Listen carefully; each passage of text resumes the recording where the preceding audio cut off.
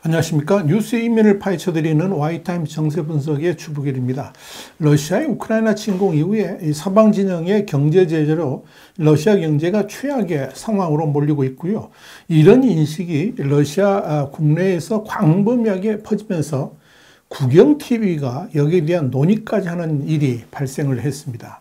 영국의 공영방송인 BBC에서 러시아 국영TV 모니터를 담당하는 프랜시스 카 기자는 지난 1월 28일 러시아 국영TV에서 오늘 중요한 토론이 열렸다 그러면서 영문 자막을 달아가지고 해당 토론회의 영상의 일부를 트위터에 올렸습니다. 이 영상에서 사회자는 서방 측의 제재에 맞서는 데는 세 가지 길이 있다 그러면서 첫 번째 쿠바의 길, 두 번째 북한의 길, 그리고 세 번째 이란의 길이 있다. 이렇게 전제했습니다. 그런 후에 이 세 나라가 경제 붕괴를 막기 위해서 이용한 방식들을 영상으로 소개한 후에 어느 모델이 러시아에 가장 적합한지에 대해서 패널 토론자들이 의견을 들었습니다. 이란이 가장 적합하다고 꼽은 한 토론자는 경제정책이나 국내 자원이라는 면에서 봤을 때 이란이 러시아에게 가장 가깝다 그러면서 그 이유를 설명했습니다. 그는 이어서 얼마 전까지 우리가 소련이었던 시절에 이 나라들, 그러니까 쿠바, 이란, 북한 모두를 지원했었다라고 지적하기도 했습니다.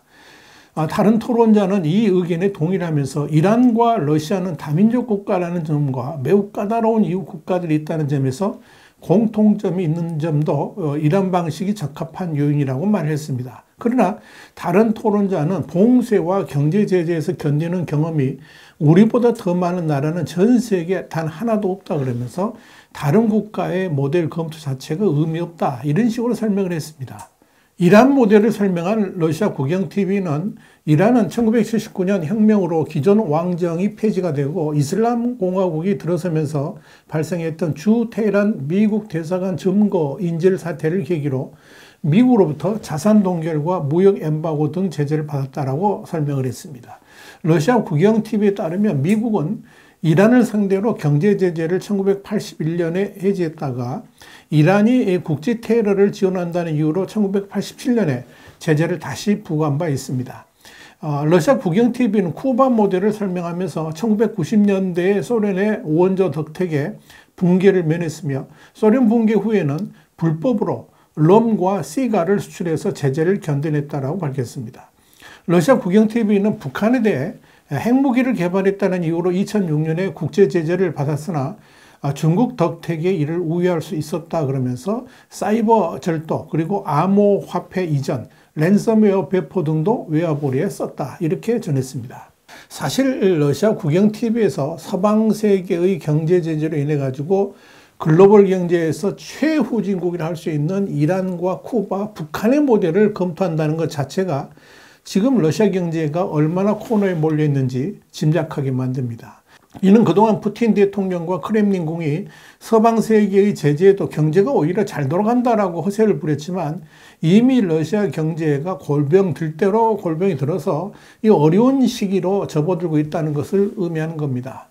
여러분, 미국의 뉴욕타임스는 지난해 12월 23일 서방 세계의 대러시아 경제 제재가 러시아의 목을 조리고 있다 그러면서 이 러시아 루블화의 화폐 가치가 추락했다는 것이 이를 증명한다라고 밝혔습니다. 또한 지난 1997년부터 99년까지 러시아 재무장관을 지낸 바 있는 미카일 잔도르노프는 최근 로스 비즈니스 컨설팅과의 인터뷰에서 이 러시아의 석유 생산량이 2023년에는 10% 이상 줄어들 것이라 그러면서 러시아의 TV들은 러시아가 유럽에 석유를 공급하지 않아서 그들이 추위에 떨고 있다면서 낄낄대지만 사실은 러시아가 그로 인해서 엄청난 시장을 잃게 되었다라고 한탄했습니다. 모스크바에 있는 PF 캐피탈 컨설팅 회사의 수석 경제학자인 에브게니 나도로신도 지난 22월에 이런 말을 했습니다. 지금 러시아 경제는 이전처럼 정부 지출 증가로도 완화될 수 없는 아주 깊은 침체에 빠져들고 있다. 이렇게 뉴욕타임스에 말을 했습니다. 뉴욕타임스는 이와 관련해 가지고 러시아 경제는 지난해 2월 24일 개전 후에 7개월여 동안은 서방 진영의 경제 제재로 인한 압박을 거의 느끼지 않았지만 10월 들어서면서부터 본격적인 제재 효과가 러시아에 나타나고 있다고 보도를 했습니다. 이 러시아의 경제 분석가 예브게니 사토프는 러시아 경제 2023년은 가장 어려운 한 해가 될 것이라 그러면서 2023년에는 제재가 거의 모든 분야에 영향을 미치기 시작하는 시기가 될 것이고 유가 상한제가 실시되면 외국인 투자 부족은 본격적으로 느끼게 될 것이다. 이렇게 우려를 했습니다. 실제로 미국의 제니 옐런 재무장관은 지난해 12월 4일 유가 상한제가 이 푸틴의 재정에 압박을 가해서 잔혹한 침공에 자금을 사용할 수 있는 수익을 창출하는 데 제한을 가하게 될 것이다. 이렇게 말했습니다. 앨런 장관은 러시아 경제는 이미 마이너스 성장을 하고 있으며 정부 예산 압박도 심각하다 그러면서 이 가격 상한제는 푸틴의 가장 중요한 수입원을 즉각 단절시킬 것이라고 전망을 했습니다.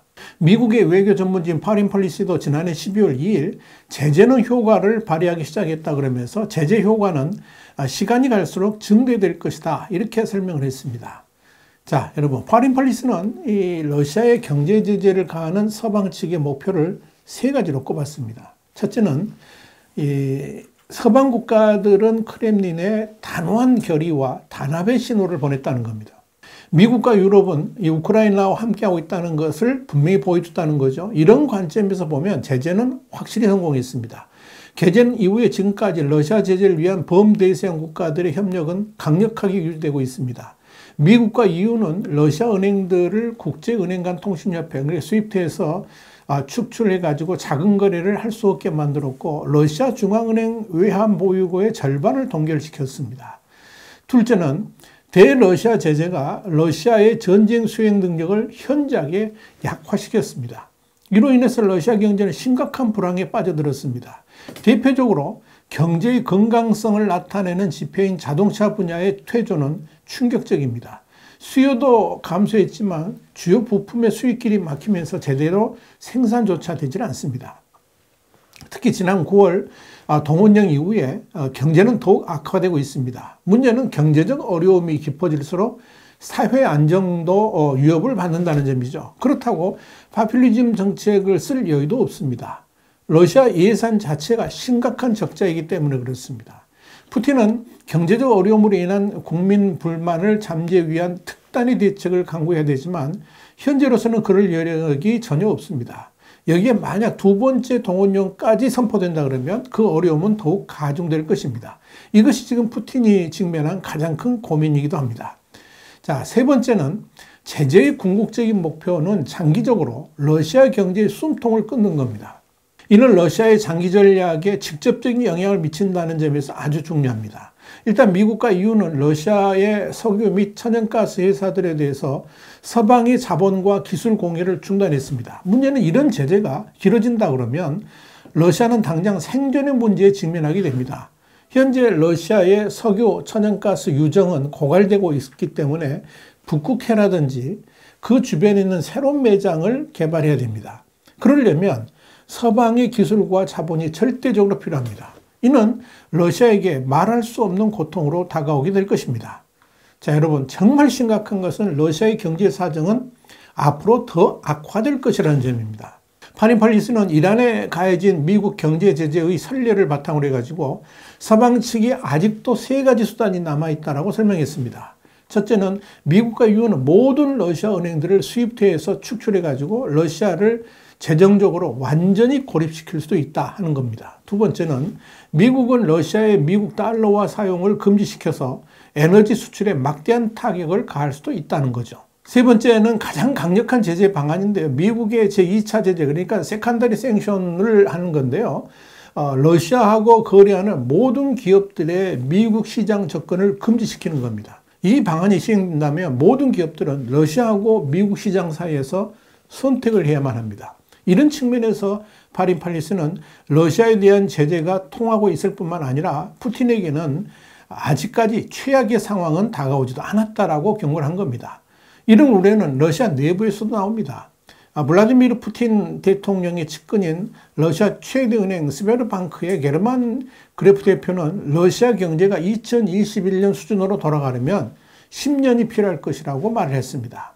또한 러시아의 저명 경제학자인 에브게니 콘트마커는 휴전이 된다 해도 러시아는 계속 포위된 요새 현상에 직면할 것이라 그러면서 러시아 경제는 더욱 원시적으로 변하고 군수물자 생산에 집중할 가능성이 높다라고 했습니다. 이것이 지금의 러시아입니다. 와이타임 정세 분석이었습니다. 감사합니다.